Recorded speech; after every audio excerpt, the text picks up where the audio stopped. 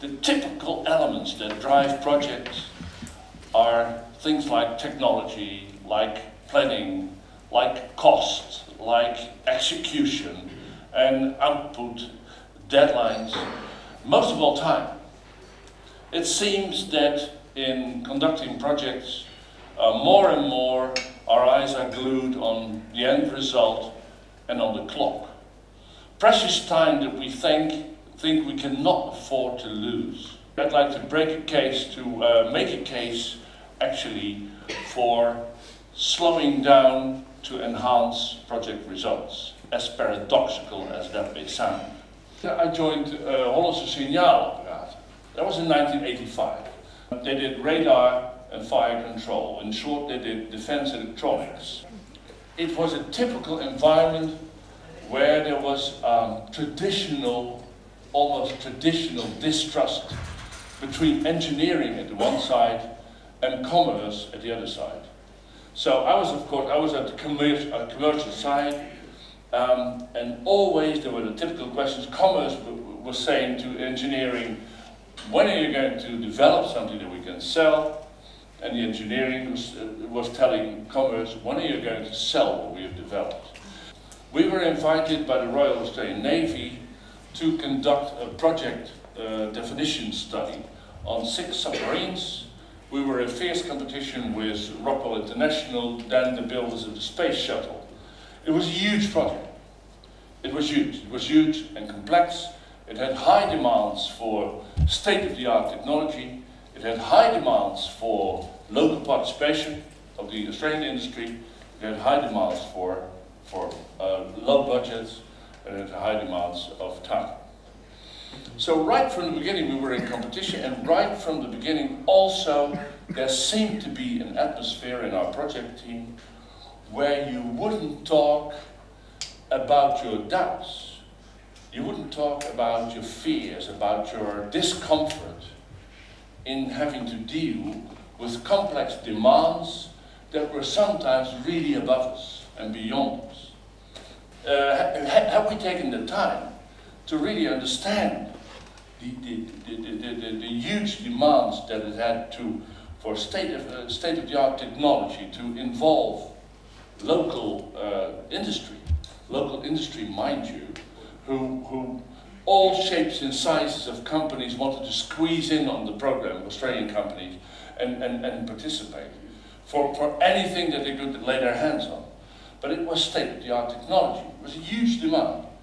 What else played a role was that almost on a daily basis, the requirements for local content, the rules, were changing. So had we taken time to also, between ourselves, share this skepsis, doubts, then maybe I'm saying, in hindsight, maybe we would have found the courage to actually talk to the Royal Australian Navy. We would have found the courage to express our doubts, to express our feelings about how the project was developing, and maybe it could have helped us to avoid to simply plow on, simply spend many millions, too many on the project budget, and maybe even it would have helped us to, in the best way, to return the project to the Royal Australian Navy. Everyone felt it, and nobody discussed it, nobody brought this up. But I look back at particularly that project. There have been many more, but this was a typical project where we've learned a few lessons. First, there was no open communication. I mean open communication, expressing how you really feel about things. Also, there was no vulnerability. We didn't dare to admit to doubts. We didn't dare to admit to insecurity and to things that we were afraid of, because it would all come back to us if we would do that. So there was no atmosphere to also admit to something that you could be open about. Also, there was no personal relations. We worked together, but that's all. And in the end, of course, for this, there was no trust. So this project went entirely sour. Later on, on an entirely different scale.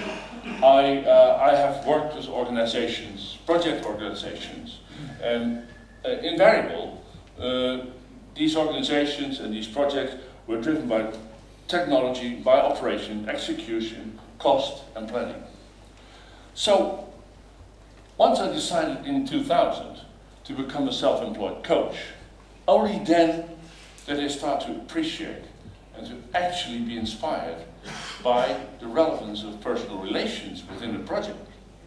Only then did I get an eye for the other things that were necessary to make a project successful. And one of the essential things that I learned to make the project teams successful was the sharing of personal feedback. Well, you may know about feedback. I mean, it's not rocket science.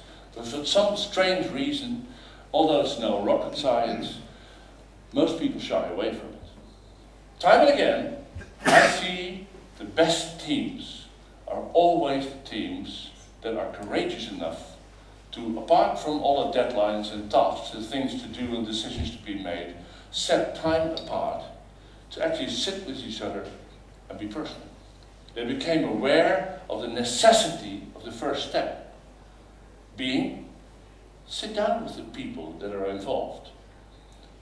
Build trust through listening to what they have to say, listening what they're insecure about, and listening to what they need. Thomas facilitated a 2-day case. And to facilitate that, he introduced a method that's very familiar to you, is Scrum as part of Agile. Again, invariably, those teams that actually, after each sprint, sat down, forced themselves to take time to discuss the commitment, the collaboration, and the communication with you. Those were the teams that, in the end, excelled. So there is, apparently, there are compelling reasons to take time. It challenges the Scrum Master to actually take time. I mean, we're all pressed for results. We're all pressed for time. And before we know it, after a sprint, we just neglect the time that we need to actually sit down and see, hey, what went well, what could be better. Most people, if they share their real, honest thoughts, they're afraid to lose the respect of the other. We are afraid that they think less of us if we speak our minds, speak from the heart. And this is what makes people shy away from moments like that.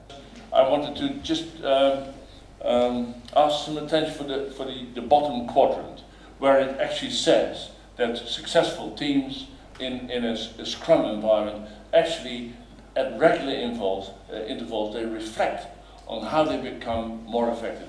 And these are only 4 of the, I believe, 11 steps, 12. But it's one of the most relevant, in my view.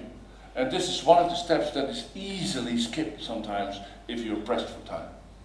If you're really able to, on a personal level, reflect on what you see, how you see your team members behave and interact. But that's courageous. Because this is the step that you should make very personal to make it have impact. I'm not going to lecture you extensively on emotional intelligence, but I'd like to actually introduce a few things. The concept of EQ or EI is not new. His definition of emotional intelligence is actually the capacity to recognize one's own feelings and the feelings of others, the capacity to motivate yourself and others, but also the capacity to manage these emotions that drive your behavior and to manage yourself in difficult situations. This is what actually in the theory of Goldman, what EI or EQ stands for.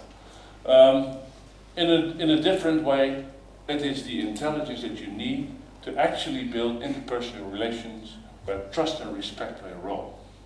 In 2014, there were the gentlemen Kakamis and Mar, I forget the names, but they conducted research on the project performance within the US construction market and the construction project market. And they found two factors actually that have a significant influence on project performance. The first was what they call partnering. And partnering is actually joining the major project participants into an alliance that creates a cohesive atmosphere for the project team members to openly interact and perform. This is how partnering is described. And the main elements of partnering actually are commitment, trust, respect, communication, and equality. Furthermore, there's a theory about why is this relevant. If you look at emotional intelligence in a leadership way, from a leadership perspective, then you may think sometimes, we're inclined to think that leadership is sometimes a purpose in itself, as some theories may pretend. But actually, if you look at it this way, then leadership is actually meant to boost results. For all the things above, making decisions, taking the right actions, monitoring yourself, you need actually the rational part of your brain, so to say your IQ. Well, as you can imagine, that in projects where there are many engineers like to use just that part. They prefer to use that part. But there's more.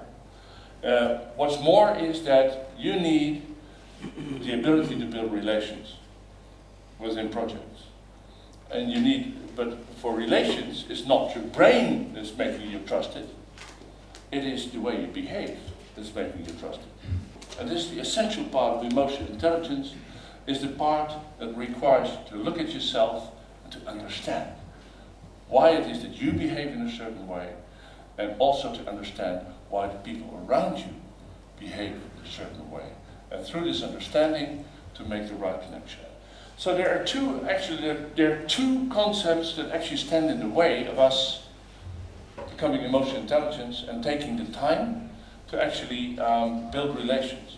And one of this is maybe pictured in this slide. You know, I mean, there are many slides on leadership, and in every organization there are three versions of leadership required. The first, at the top, in every project, in every organization, you need leadership that will lead the way, that will have a mission, that will create a goal and a strategy to get there. In every project, you need leadership that focuses on doing the things that you need to do to actually achieve your goals. And the last form of leadership is leadership that's focusing on the commitment of all people involved. Well, you can imagine that leadership for vision is most of the time it's there, and most of the time it's even communicated in the right way to the rest of the organization. Always we speak about things to do, things to execute, things to monitor. So there's no lack of leadership for the things that we need to do. But hardly any organization really has a structured focus, leadership focus, on the commitment of the people in that project. And of course, and then if you don't, you will recognize organizations like that because you will be lacking two principal forces behind success, and that's responsibility and that's creativity. So by paying attention to the commitment of people, you get rewarded with responsibility and with creativity. So two principles keep us away from this. And one is the feeling that we can't afford the time in what we do. We think that everything that has to do with this makes us lose precious time. And that's the paradox. And the other concept that's keeping us away from a very simple concept, the simple concept of building trust, what's keeping us away is what you also addressed, is the fear, what other people may think about you if you open up. The fear of what they may think of you, the negative opinion they may have if you share honest feedback.